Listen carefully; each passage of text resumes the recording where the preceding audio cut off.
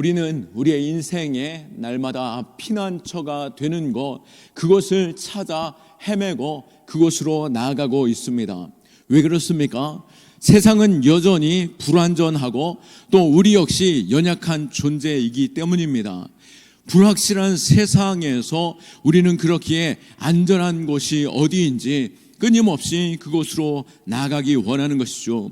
그렇기에 흔들리지 않는 무엇인가를 붙잡으려고 하는데요, 그것이 어떤 이에게는 직장이 되기도 하고, 또 어떤 이에게는 쌓아놓은 재산이 되기도 하고, 또 어떤 이에게는 어떤 사람과의 관계 속에서 마음의 안정감, 또 삶의 안정을 찾기도 합니다. 오늘 이사야 16장에서는 모압에 대한 예언의 말씀으로 우리에게 주시고 있습니다. 말씀에서 하나님은 모압에게 근본적인 질문을 하고 계시는데요, 전쟁과 심판 가운데 너희를 숨기는 곳이 누구이냐, 어디이냐라고 말씀하고 계시고, 너희는 지금 어디를 보금자리로 삼고 있느냐라고 질문하고 있는 것입니다. 모압이라는 그 작은 나라에 주어진 이 메시지는 우리에게도 동일하게 주시는 메시지인 줄, 그 질문인 줄 믿습니다. 나에게 있어서 진정한 피난처는 어디에 있는지, 혹 나는 무엇을 붙잡고 살아가고 또 그것에 안정감을 두고 있는지 자신에게 질문하며 이 말씀에 묵상할 수 있기를 축원합니다. 이사야는 모압을 향해 구체적으로 주언하고 있는데요, 1절 말씀에 보면 너희는 이 땅 통치자에게 어린 양들을 들이되 셀라에서부터 광야를 지나 딸 시온산으로 보낼지니라 라고 말씀하고 있습니다. 모압을 향하여서 어린 양들을 시온산으로 보내라 라고 말씀하고 있는데요, 이게 무슨 말이겠습니까? 시온산이라는 것은 하나님의 거룩한 산, 성산, 하나님의 성전이 있는 곳이죠. 즉 이것은 단순히 정치적으로 어떤 유다를 향하여 조공을 바치라, 예루살렘에 너희의 먹을 것과 삶의 모든 것을 드리라, 어린 양들을 보내라 라고 하는 의미가 아닙니다. 바로 거룩한 산으로 어린 양을 보내라 하는 것은 너희가 진정 의지하고 바라볼 것, 너희의 도움이 되고 구원이 되신 하나님께로 나아가 예배하라, 그에게 너희의 도움을 구하고 너희의 은혜를, 너희의 구원을 구하라 라고 말씀하시며 예배의 자리로의 초청인 것입니다. 당시 모압은 아주 오랫동안 북이스라엘의 지배를 받다가 막 독립한 상태였습니다. 이 북이스라엘이 아수르에 의해서 망하게 됨으로 인하여서 모압은 자연스럽게 독립하게 된 것이죠. 그들이 억눌려 있다가 드디어 자유를 얻게 된 것입니다. 이때 그들은 어떤 생각을 하겠습니까? 이제 우리는 독립국가가 되었다. 이제 우리는 스스로 우리의 힘으로 우리의 나라를 지켜가자라고 말하지 않았겠습니까? 하지만 하나님은 그들에게 다른 그림을 보여줍니다. 당시 모압은 지리적으로 사방이 다 열려있는 나라라고 할 수 있습니다.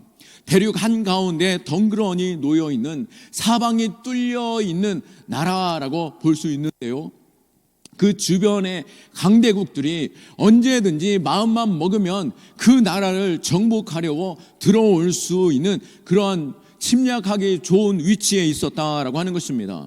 그런 그들에게 하나님께서 말씀하실 때 너희의 참된 안전은 너희 스스로 독립하는 것에 있지 않고 너희의 안전은 하나님이 너희를 보호하여 주시고 하나님이 너희의 날개 그늘 아래 품어줄 때에 하나님의 그 굳건한 요새가 너희를 보호할 것이다 라고 말씀하심과 같이 하나님께로 나와 하나님께로 피하라 라고 말씀하고 있는 것이죠. 1절 말씀에 시온산으로 어린 양을 가져오라 라고 하는 것, 바로 그것은 하나님과의 관계를 회복하라 라고 하시는 뜻인 것입니다. 하나님은 진정한 하나님을 바라보고 하나님 앞에 하나님의 날개 그늘 아래로 하나님께로 피하여 나오라 라고 말씀하고 계신 것입니다.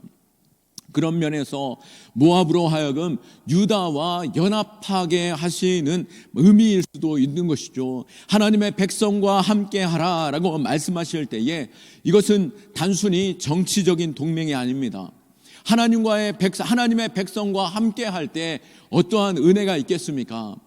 하나님의 말씀을 분명히 깨달아 알 수 있고 하나님의 언약 안에 그들도 하나님의 복을 누리는 자녀가 되는 것이죠.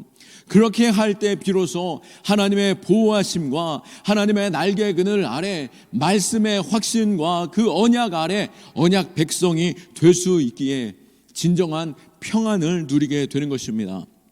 이 말씀은 우리에게도 마찬가지입니다. 우리는 무엇을 의지하고 어디에 안정감을 두고 있습니까? 좋은 직장, 안정된 수입, 든든한 집, 건강한 몸, 이런 것들 내가 안전으로 삼는 것, 물론 나쁜 것이 아니죠. 우리에게도 중요하고 필요한 것입니다.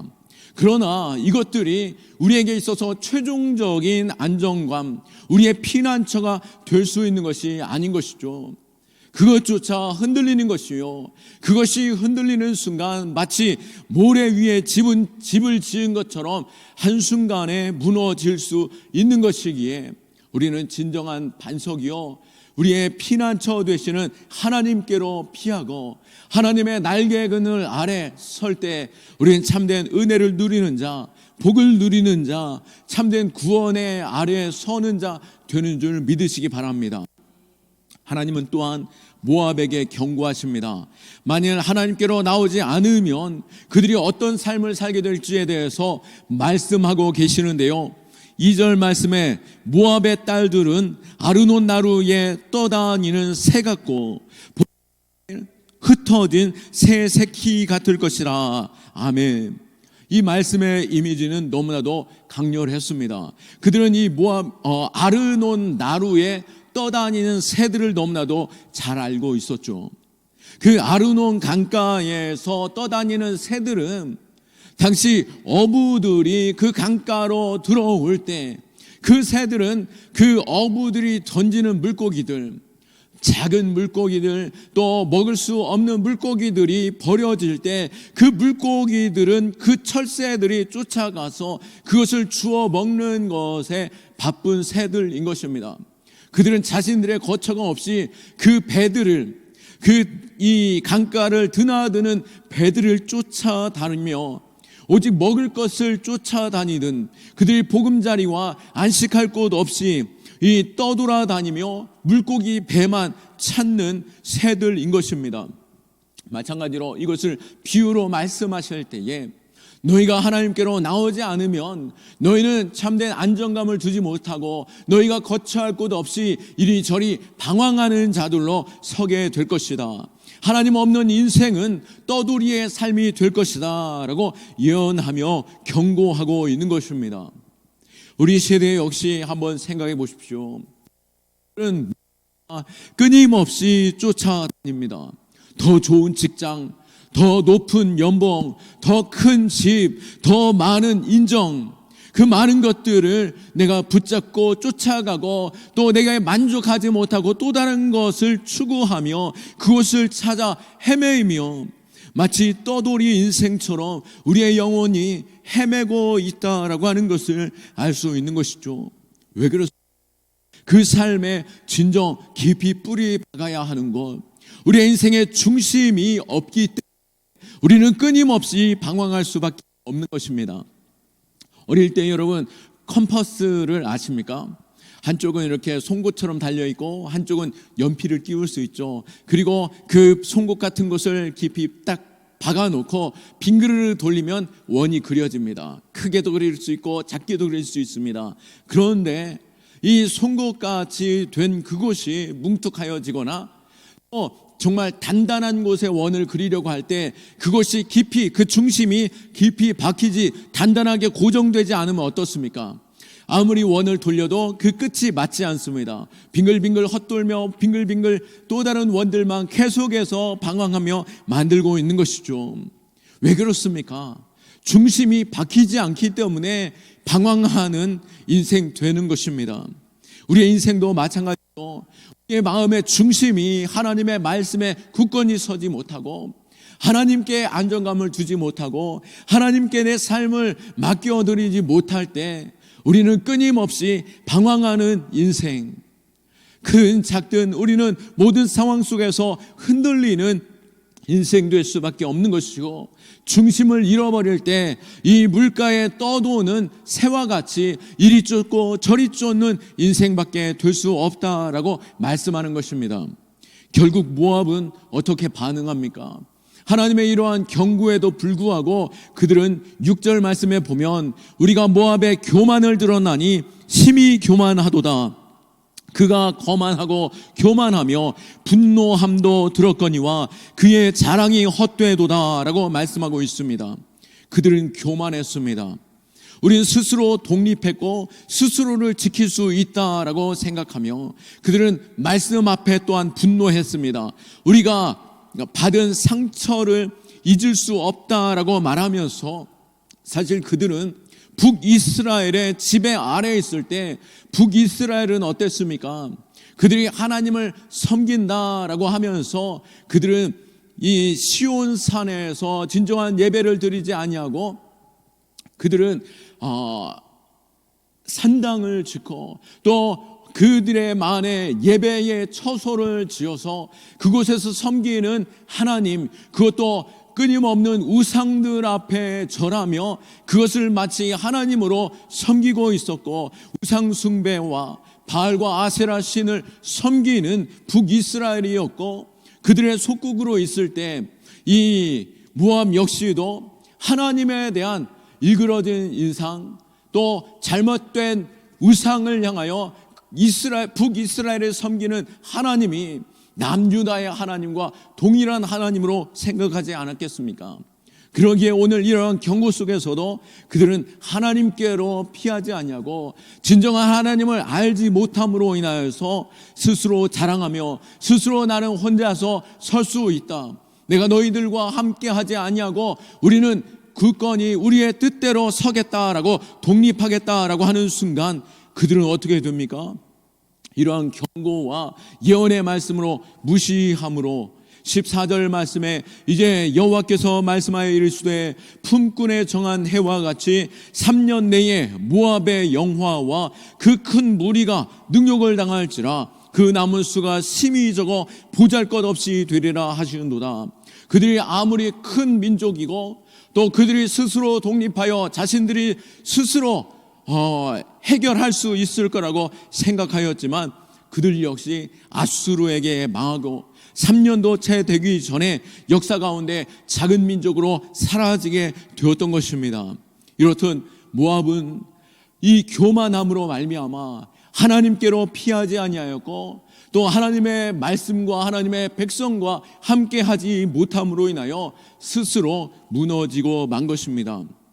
물론 그들이 일그러진 하나님에 대한 이미지, 또 그들이 잘못 섬겼던 북이스라엘에 의해서 진정한 하나님의 모습을 보지 못하였다 할지라도 하나님이 경고하실 때 억지로라도 순종하였다라고 한다면 어떻게 되었겠습니까?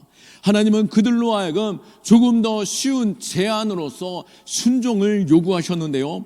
4절 말씀에 보면 나의 쫓겨난 자들이 너와 함께 있게 하되 너 모압은 멸절하는 자 앞에서 그들에게 피할 곳이 되라 라고 말씀하시며 3절 말씀에 바로 그들이 북이스라엘이 아수르에게 망하였을 때 많은 피난민들이 모압으로 몰려가게 되었는데요. 비록 그들이 북이스라엘에 의해 지배 아래에 있었다 할지라도 이제는 전세가 바뀌었죠. 모압으로 북이스라엘 사람들이 피하여 도망온 그 사람들에 대하여, 피난민들에 대하여, 약한 자들에 대하여 그들을 보호하라라고 말씀하고 있는 것입니다. 그들의 피할 곳이 되어주라라고 말씀하고 있는 것이죠.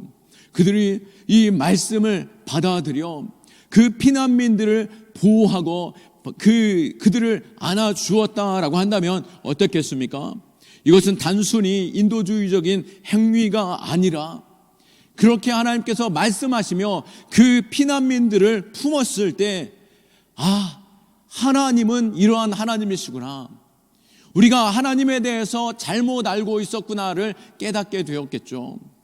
하나님은 약한 자들, 소외된 자들, 또 자신의 땅을 거처할 곳을 잃어버린 안정감을 찾지 못한 사람들을 품어주고 그 날개의 그늘 아래 보호하시는 분이시구나 라고 하는 것을 그들이 순종하며 북이스라엘 사람들을 품어주면서 그 하나님이 이러한 하나님이구나 라고 하는 것을 깨닫게 되었겠죠.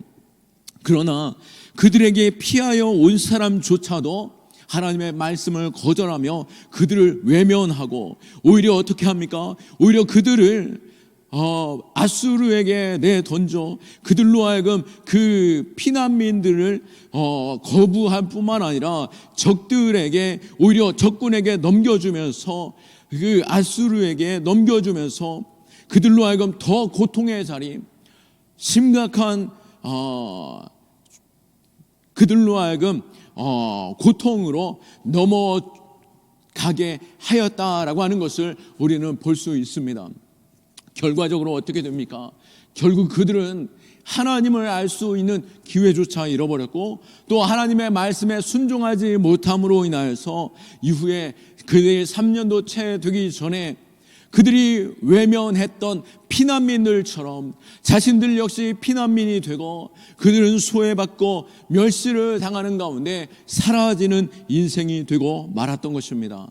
오늘 말씀을 정리합니다. 사랑하는 성도 여러분, 오늘 이 말씀을 우리에게 이 말씀이 우리에게 질문하고 있는 것이죠. 우리에게 있어서 진정한 피할 곳이 어딘지, 우리에게 있어서 진정한 안정감은 무엇이고, 우리에게 있어서 참된 평안은 어디로부터 오는지 묻고 있는 것입니다.